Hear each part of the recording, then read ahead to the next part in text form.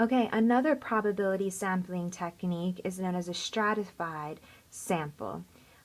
This is a great technique to use when your simple random sample is going to maybe give you um, an unbalancement of individuals in your sample that wouldn't be representative of the population of interest. So for example, let's say you're going to use mall intercepts to go ahead and chat to consumers. And for your research question, it's really important that you have an equal number of men and women going ahead and responding to your research question. Well, the categories of men and women would be known as strata for this sampling technique.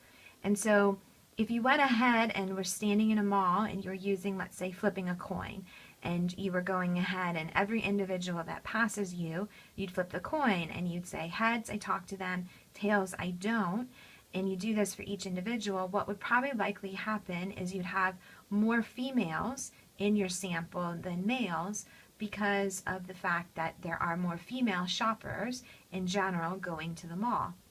And so what you could do instead is to go ahead and create two different stratas, one for men and one for women. And so you could go ahead and sample, let's say, 100 men, and using a simple random sample technique such as flipping that coin once again.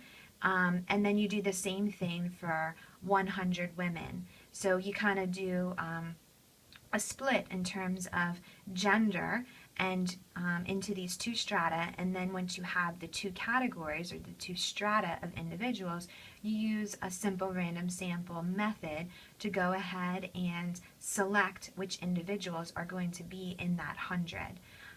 So this is another great example. It's kind of an extension of that simple random sample that we just talked about.